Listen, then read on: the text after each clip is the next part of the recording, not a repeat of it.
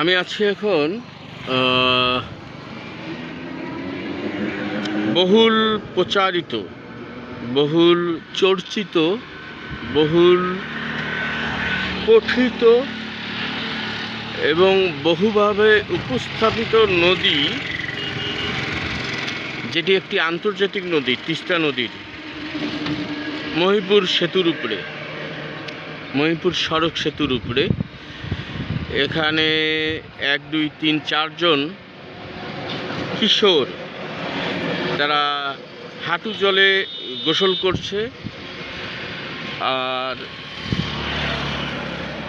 এখানে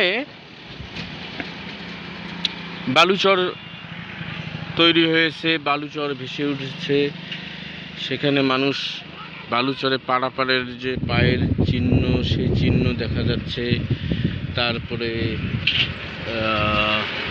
ঘাস, কচুরিপানা, বৈদ্যুতিক তার, বৈদ্যুতিক খাম্বা, খুঁটি সবই আছে, শুধু নেই পানি। যে পানির জন্যে বছর ধরে কি বলি, যে এক প্রকার তামাশা, এক প্রকার ইয়ার্কি, এক প্রকার বাটপাড়ি, জোচ্চুরি করা হয়েছে না বোঝা মানুষদের সাথে।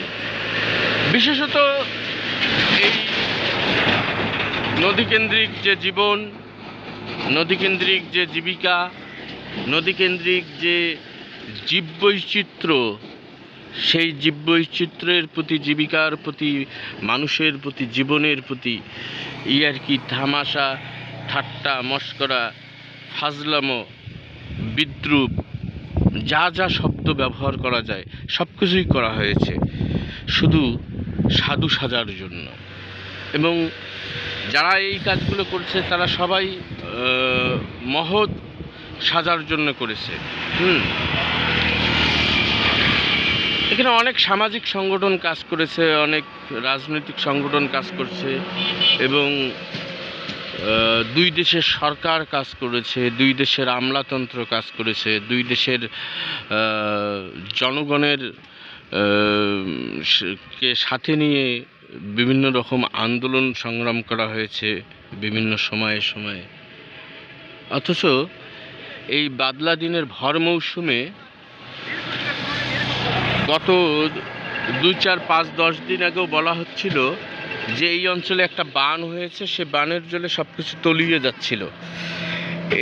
এটা তো গেল এপাশটা, যে একটু জল দেখা যায়, একটু দেখা যায়, সেখানে চলছে। যদি আমি এপাশটা দেখাই তাহলে আরো ভয়াবহ চিত্র, আরো ভয়ঙ্কর রকমভাবে। যাই হোক, এটা যে একটা নদী, আর এবং একটা নদীর যে স্বাভাবিক গতিপ্রবাহ, সেটা নষ্ট করা হয়েছে, বিভিন্ন স্থাপনা দেওয়া হয়েছে, বিভিন্ন সড়ক তৈরি করা হয়েছে, এবং আশঙ্কাজনকভাবে এটা যেভাবে চলছে সেভাবে আর 2-1 দশক পরেই এটা বুড়িগঙ্গা শীতলক্ষার মতো একটা ভাগাড়ে পরিণত হয়ে যাবে। যাই হোক, এই হলো